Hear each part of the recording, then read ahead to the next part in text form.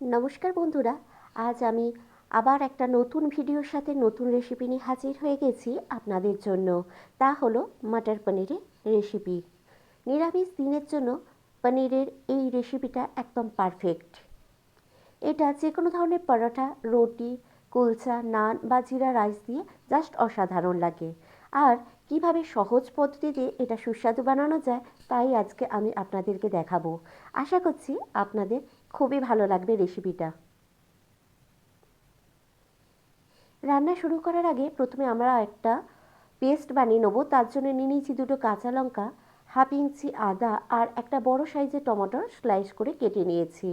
এগুলো সব কিছু দিয়ে আমি একটা ফাইন পেস্ট বানিয়ে নেবো। তার জন্য একটা গ্রাইন্ডার জারে আমি টমেটোর কুচি, কাঁচা লঙ্কা আর আদা কুচিটা দিয়ে দিলাম। দিয়ে একটু জল দিয়ে আমি একটা ফাইন পেস্ট বানিয়ে নেবো।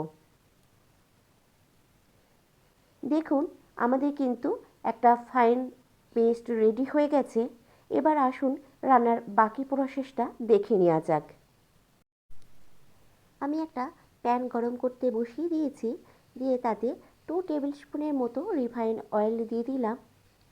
তেলটা গরম হওয়া পর্যন্ত আমরা অপেক্ষা করব। তেল গরম হয়ে যেতেই আমি এতে আগে থেকে কিউব করে কেটে রাখা পনিরের টুকরোগুলো দিয়ে দিলাম।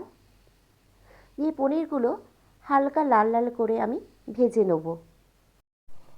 মনে রাখবেন, পনিরটা কিন্তু বেশি লাল করে ভাজবেন না, তাহলে পনিরটা শক্ত হয়ে যেতে পারে। পনিরটা হালকা করে ভেজে নিলে কি হবে, যখন গ্রেভিতে পনিরটা দেওয়া হবে পনিরটা সহজে ভেঙে যাবে না, আর হালকা করে ভেজে নেওয়ার ফলে সফটও থাকবে। আমি পনিরটা এপিট ওপিট করে সব সাইডটাই ভেজে নিচ্ছি হালকা লাল লাল করে। আপনাদের ততক্ষণ বলে রাখি, আপনারা যদি আমার চ্যানেলে নতুন বন্ধু হয়ে থাকেন তাহলে প্লিজ চ্যানেলটা সাবস্ক্রাইব করে আমার পাশে থাকবেন। পনিরগুলো ভাজা হয়ে গেছে, আমি এবার সাইডে একটা প্লেটে তুলে রেখে দিলাম। সবকটা পনির তোলা হয়ে গেছে, আর কড়াইতে বাকি যে তেলটা আছে আমি সেই তেলে দিয়ে রান্নাটা কমপ্লিট করে নেব। তার জন্য তেলে দিয়ে দিলাম একটা শুকনো লঙ্কা আর হাফ টিস্পুনের মতো জিরে।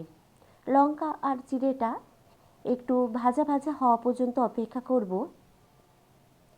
দেখুন, জিরে আর লঙ্কাটা হালকা ভাজা হয়ে গেছে যখন, তখন এতে আমি কয়েকটা গরম মশলা দিয়ে দিলাম। তার মধ্যে দিয়ে দিলাম দারচিনি, 4-5টা এলাচ, 4-5টা লবঙ্গ আর কয়েকটা গোলমরিচ।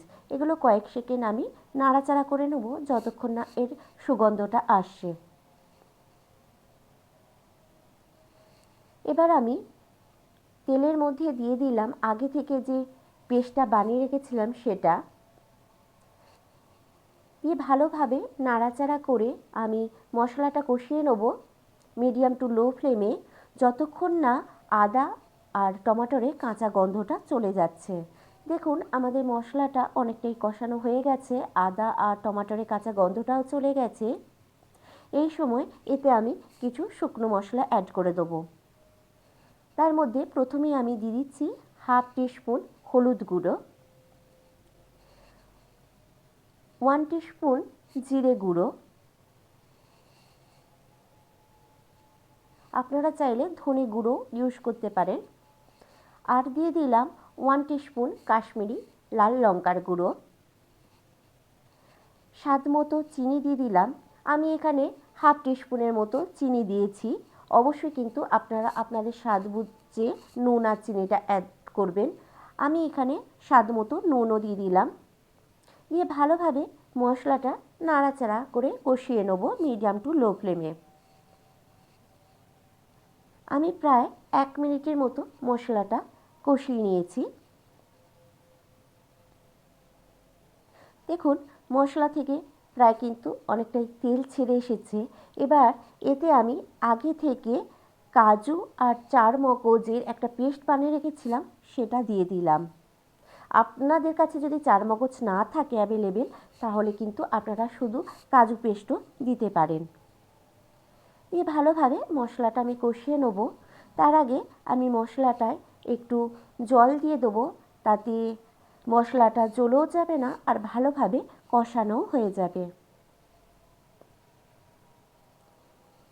জল দিয়ে আমি আবারও ভালোভাবে মশলাটা কিছুক্ষণ কষিয়ে নেব, কিংবা যতক্ষণ না মশলা থেকে তেল ছেড়ে আসে ততক্ষণ পর্যন্ত আমি মশলাটা কষিয়ে নেব। দেখুন আমাদের মশলা থেকে কিন্তু তেল ছেড়ে এসেছে, মানে আমাদের মশলা কিন্তু ভালোভাবে কষানো হয়ে গেছে, বোঝাই যাচ্ছে। এবার এতে আমি আগে থেকে মটরশুঁটি যেটা ছাড়িয়ে রেখেছিলাম সেটা দিয়ে দিলাম। দিয়ে আমি ভালোভাবে মটরশুঁটিটা মশলার সাথে কিছুক্ষণ নাড়াচাড়া করে কষিয়ে নেব। দেখুন কিছুক্ষণ মশলার সাথে আমি মটরশুঁটিটা কষিয়ে নিয়েছি। এবার এতে আমি কিছুটা ঈষৎ উষ্ণ গরম জল দিয়ে দেবো।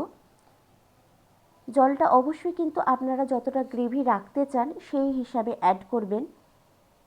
আমি কিন্তু গ্রেভি যতটা রাখবো সেই হিসাবে জলটা দিলাম। অবশ্যই কিন্তু ঈষৎ উষ্ণ গরম জলই দেবেন, তাতে কিন্তু রান্নার স্বাদটা অনেকটাই বেড়ে যায়। ঠান্ডা জল দিলে কিন্তু অতটা রান্নার কিন্তু স্বাদ আসে না, তাই যখনই কোনো রান্না করবেন চেষ্টা করবেন একটু গরম জল দেওয়ার। তো আমি চাপা দিয়ে কিছুক্ষণ এটা রান্না করে নেব। প্রায় আমি 3-4 মিনিট রান্না করে নেওয়ার পর ঢাকন খুলেছি। দেখুন আমাদের গ্রেভি থেকে বেশ একটা সুন্দর কালার বেরিয়েছে। এবার আমি আগে থেকে ভেজে রাখা পনিরের টুকরোগুলো দিয়ে দিলাম। দিয়ে ভালোভাবে পনিরটা আমি মশলার সাথে নাড়াচাড়া করে মিশিয়ে নেব। মটরশুঁটিটা কিন্তু সেদ্ধ হওয়া পর্যন্ত রান্নাটা করে নেবেন। তাতে যদি একটু বেশি সময় লাগে, 3-4 মিনিটের বেশি সময় লাগে, আপনারা সেটাও দিতে পারেন। এবার আমি এতে 1 টিস্পুনের মতো কস্তুরি মেথি হাতে করে একটু ঘষে দিয়ে দিলাম, আর দিয়ে দিলাম 1/2 টিস্পুন গরম মশলার গুঁড়ো। দিয়ে সব কিছু ভালোভাবে আমি নাড়াচাড়া করে মশলার সাথে মিশিয়ে নিলাম।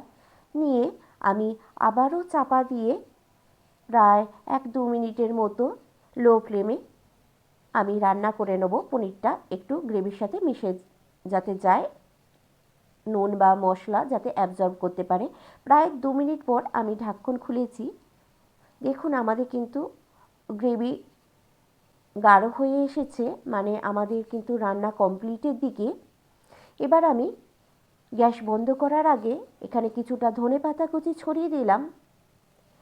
দিয়ে আমি আবারও একটু নাড়াচাড়া করে নিয়ে গ্যাস বন্ধ করে প্রায় 5 মিনিটের মতো স্ট্যান্ডিং টাইমে রেখে দেওয়ার পর এটা পরিবেশন করে দেবো। আমাদের মটর পনির কিন্তু একদম রেডি এবং সার্ভ করা হয়ে গেছে।